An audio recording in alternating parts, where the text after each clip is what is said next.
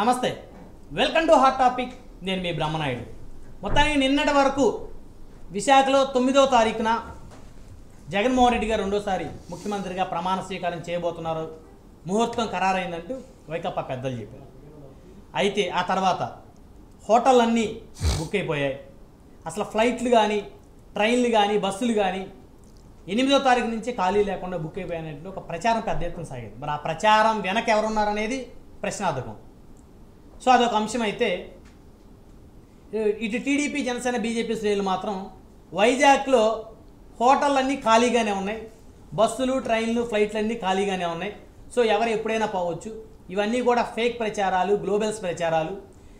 ఎన్నికల కౌంటింగ్ సమయానికి మరి అభ్యర్థులు కూడా అక్కడ ఉండే పరిస్థితి ఉండదు, పోలింగ్ ఏజెంట్లు కూడా అక్కడ ఉండే పరిస్థితి, కౌంటింగ్ ఏజెంట్లు కూడా ఉండే పరిస్థితి ఉండదేమో అనేటువంటి ముందస్తు భయంతో వైఎస్ఆర్ కాంగ్రెస్ పార్టీ ఓటమి వారికి ముందే అర్థమై ఈ విధమైనటువంటి ప్రచారాలకు తెరతీస్తున్నట్టు ఇటు కూటమి నేతలు అయితే పెద్ద ఎత్తున వైకాపా మీద మండిపడుతున్నారు. సో నిన్న చూస్తే సజ్జల రామకృష్ణారెడ్డి గారు సిబిఎన్ వైరస్తో ఈసీ ఇన్ఫెక్ట్ అంటూ సజ్జల రామకృష్ణారెడ్డి గారు సంచలనమైన వ్యాఖ్యలు చేశారు. అంటే ఎప్పుడైతే టీడీపీ, జనసేన ఎప్పుడైతే బీజేపీతో కలిసిందో సో అప్పటి నుంచి ఈసీ కూడా వారికి అనుకూలంగా వ్యవహరిస్తుందంటూ సజ్జల రామకృష్ణారెడ్డి గారు చేసిన వ్యాఖ్యలను తెలుగుదేశం పార్టీ పెద్ద ఎత్తున తప్పుపడుతున్న పరిస్థితి అయితే కనపడతా ఉంది.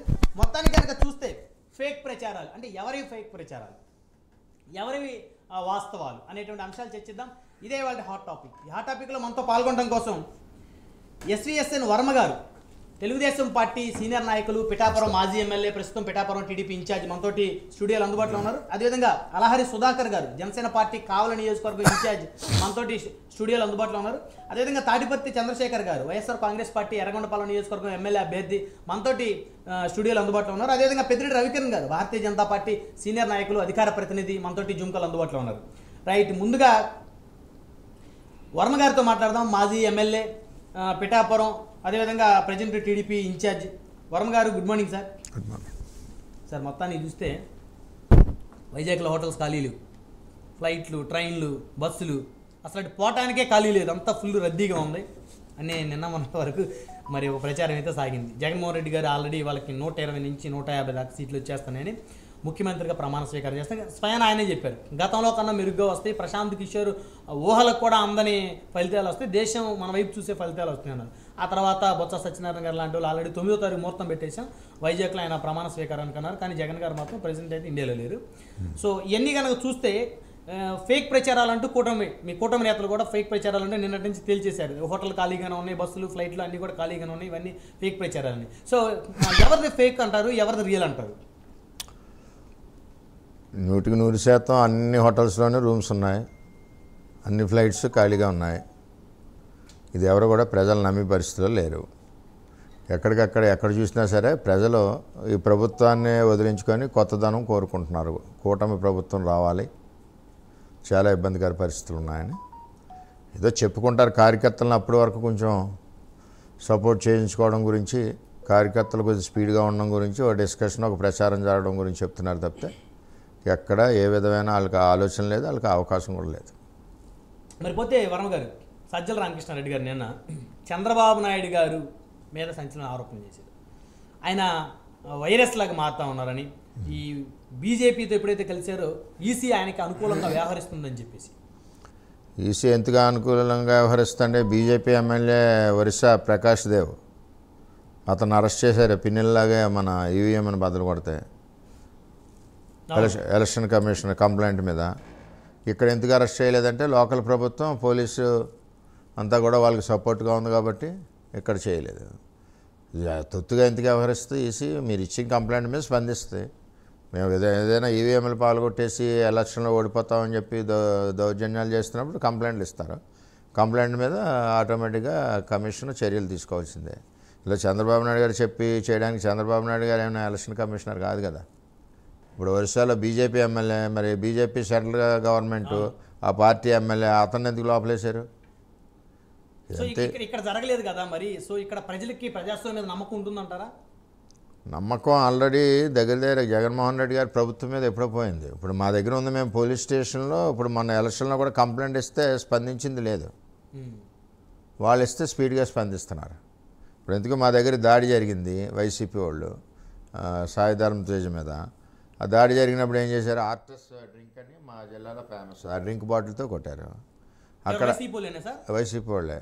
అక్కడ ఏం చేశారు, దాన్ని ఆ ఇష్యూని పక్క పెట్టి అక్కడ వీడియోస్ ఉన్నా సరే, అక్కడ సీసీ కెమెరాలు ఉన్నా సరే, అతను వెళ్ళిపోయిన తర్వాత జరిగింది తప్పితే అతను ఉండగా జరగలేదని చెప్పి రిపోర్ట్ రాశారు. అతని మీదే జరిగింది, అతని మీద జరిగింది, కానీ అతను వెళ్ళిపోయిన తర్వాత జరిగిందండి. మరి ఎవరు అడగలేదా సార్? అది మిస్ అయ్యి తెలుగుదేశం పార్టీ కార్యకర్త తగిలింది. అడగలేదంటే మేము కంప్లైంట్ అయ్యి పెడితే అప్పుడు వెంటనే డిఎస్పీ అతనికి ఒక షోకాజ్ ఇచ్చి ఎస్ఐకి మళ్ళీ రీ ఎంక్వైరీ చేయండి అన్నారు. ఇప్పుడు వరకు ఎంక్వైరీ లేదు, ఏమీ లేదు. రేపు మేము వచ్చాక ఓపెన్ చేస్తాం. అంటే ఆ విధంగా ఉంది పోలీసు. ఇక్కడ ఫేవర్ చేయలేదు, లేకపోతే పిన్నెల కృష్ణ పిన్నెల ఆయన బయటికి ఎక్కడికి వెళ్తాడు, పోలీసు కరెక్ట్గా ఉంటాయి. ప్రజాస్వామ్యంలో ప్రజాస్వామ్య పక్షంగా మనం పోరాడాలి. సార్, కూటమి నేతలు సైలెంట్గా ఉన్నారు. ఆఫ్టర్ ఎలక్షన్ తర్వాత ఎక్కడా కూడా చంద్రబాబు గారు కానీ పవన్ కళ్యాణ్ గారు కానీ పెద్దగా మేము వస్తున్నాం, మేము గెలుస్తున్నాం అని చెప్పేసి ఎక్కడ కూడా బహిరంగంగా చెప్తున్న పరిస్థితి లేదు, సైలెంట్ అయిపోయారంటూ కొంతమంది అంటే ఒక రకంగా చెప్పాలంటే ఓ వర్గం మీడియా పెద్ద ఎత్తున ప్రచారం చేస్తుంది.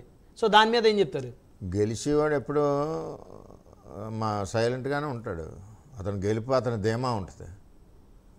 ఓడిపోయేవాడు ఏంటంటే నేను ఓడిపోవట్లేదని ప్రజలు తెలియడానికి, అందులో కూడా వెనకాల కొన్ని బెట్టింగ్స్ చేసేవాళ్ళ యొక్క హస్తాలు కూడా ఉంటాయి.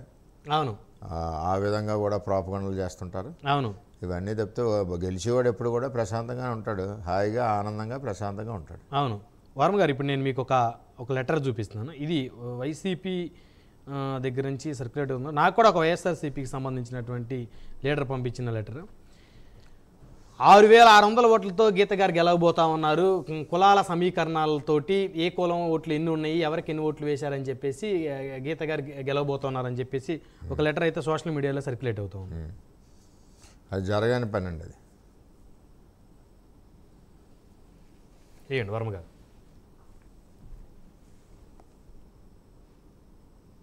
ఇవన్నీ జరిగే పని కాదు. కాపుల్లో ఆవిడకి 16,000 పడవు, కాపులు 82,000, పోలింగ్ 14% తీసేస్తే బ్యాలెన్స్లో దగ్గర 70,000 చిల్లర ఆయనకే పడతాయి. 15,000 తీసేయండి, 82 నుంచి 15 తీసేస్తే 68లో కనీసం 55,000 పవన్ కళ్యాణ్ గారు పడతాయి.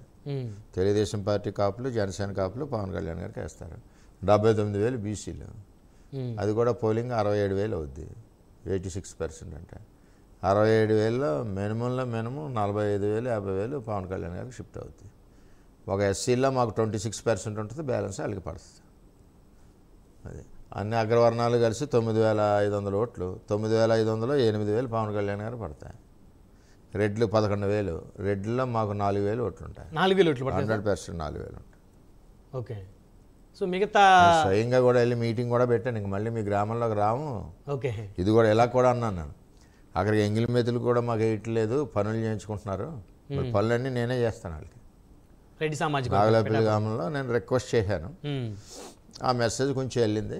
ఓకే, ఒక 3,000 4,000 ఓట్లు రెడ్డి కమ్యూనిటీలో పడతాయి. అన్ని క్యాస్ట్లో ఒకడికే సరిపోతాయి అనుకోవడం కూడా తప్పే.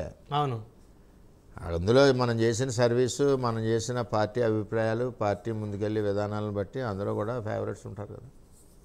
సో ఇది ఫేక్ అని అంటారా వర్మ గారు? 100% ఎవరన్నా సరే నా యావదాస్తి నేను పందెం వేస్తాను పిఠాపురం దాని మీద. సిద్ధంగా ఉంటారు, రమ్మనండి కాగితాలు పట్టుకుని.